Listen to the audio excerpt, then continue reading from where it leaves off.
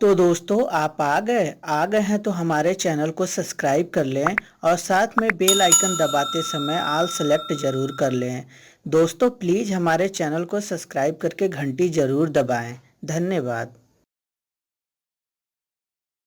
एक कॉलेज में एक नताशा नाम की लड़की पढ़ती थी। ऐसे तो नताशा बहुत ही ज़्यादा खूबसूरत थी और साथ ही साथ पढ़ने लिखने में भी मेहनती थी, परंतु नताशा को एक लड़के से प्यार हो गया था। वो लड़का कोई और नहीं बल्कि उसी के कॉलेज का पढ़ने वाला था, जिसका नाम रोहित था। रोहित ऐसे तो नताशा को पसंद नहीं करता था, क्योंकि नताशा हमेशा एडवांस बोलती रहती थी और हमेशा कॉलेज में टॉप आती थी। इसी के वजह से रोहित उससे हमेशा खौफा रहता था, परंतु नताशा उससे बहुत ज़्यादा प्यार करती थी। और नताशा अपने प्यार का इजहार करने के लिए एक दिन रोहित के पास जाती है और जाकर नताशा बोलती है, हेलो रोहित, कैसे हो तुम? तुम्हें उससे क्या, मैं कैसे भी हूँ। अरे रोहित, तुम अभी तक मुझसे नाराज हो। अरे अगली बार तुम टॉप आ जाना। अच्छा, तुम्हारे रहते हुए कभी मैं टॉप आ सकता हूँ क्या? अरे बुद्धू, वो तो अपने पढ़ाई लिखाई से आदमी टॉप आता है। तुम मुझसे सचमुच खपा हो क्या? नहीं नताशा, ऐसी कोई बात नहीं है। मैं तो बस ये सोच रहा था कि यार मैं कैसे टॉप आ सकता हूँ, और इसी चीज़ में मैं हमेशा परेशान रहता हूँ। बुद्धू कहीं का, बस इतनी सी बात है। पढ़ाई लिखाई में आज ही मन लगाओ तुम, और अगली बार तुम ही टॉप करोगे। तुम ठीक कह रही हो नताशा, मैं इधर उधर की बातें सुनने में रह जाता हूँ और पढ़ाई में ध्यान नहीं लगा पाता और टॉप होने का सपना देखता हूँ। इस तरह रोहित और नताशा के बीच में बातचीत होने लगती है। तभी नताशा रोहित से बोलती है, अच्छा रोहित, एक बात बोलूं मैं तुम्हें, नाराज तो नहीं होगे? अरे नहीं यार, बोलो क्या बात है। देखो रोहित, घुमा फिरा के बात करने की मेरी आदत नहीं है। मैं तुमसे बहुत प्यार करती हूँ और बहुत दिनों से करती हूँ, परंतु तुम्हें बोलने से डरती थी कि पता नहीं तुम मुझसे नाराज हो तो बात करोगे कि नहीं, मेरे प्यार को एक्सेप्ट करोगे कि नहीं। तभी रोहित बोलता है, अरे पागल, प्यार तो मैं तुमसे करता था, लेकिन तुमसे डरता था कि तुमसे कैसे बोलूं। तुम इस कॉलेज की ठहरी टॉपर और मैं ठहरा भाई नॉर्मल सा फेल होने वाला, इसीलिए मुझे डर लगता था। प्यार मैं तुमसे करता हूँ नताशा, बहुत ज़्यादा करता हूँ। और इस तरह नताशा और रोहित दोनों एक दूसरे के प्यार में खो जाते हैं। धीरे धीरे समय गुजरता जाता है। एक दिन नताशा रोहित के घर जाती है और जाकर रोहित से बोलती है, रोहित, अब तुम्हारे बिना एक पल भी रहना ऐसा लगता है कि बरसों के बराबर है। प्लीज ना रोहित, कुछ करो ना।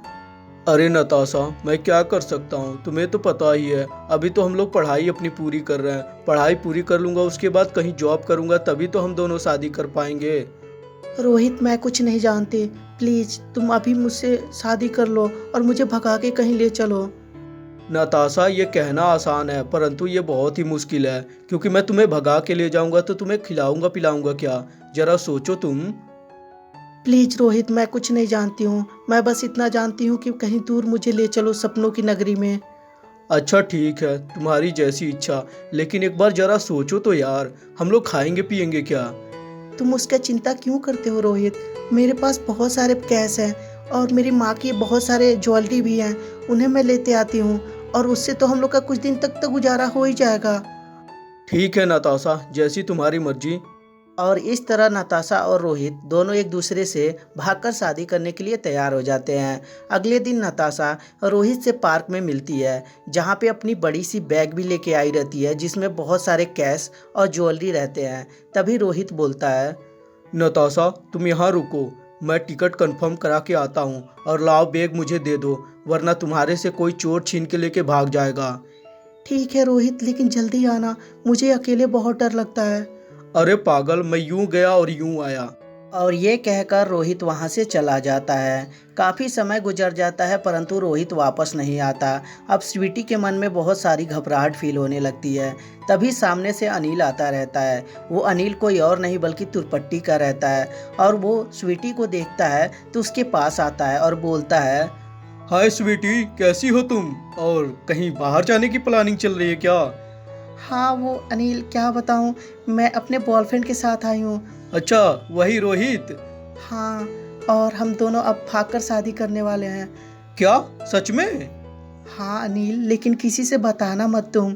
अरे पागल, लेकिन अभी तो मैंने रोहित को देखा कि वो रेलवे स्टेशन पे था और पता नहीं दिल्ली की ट्रेन पकड़ के कहाँ जा रहा था। क्या तुम सच बोल रहे हो अनिल? हाँ पागल, मैं सच बोला, मैं तुमसे झूठ क्यों बोलूँगा।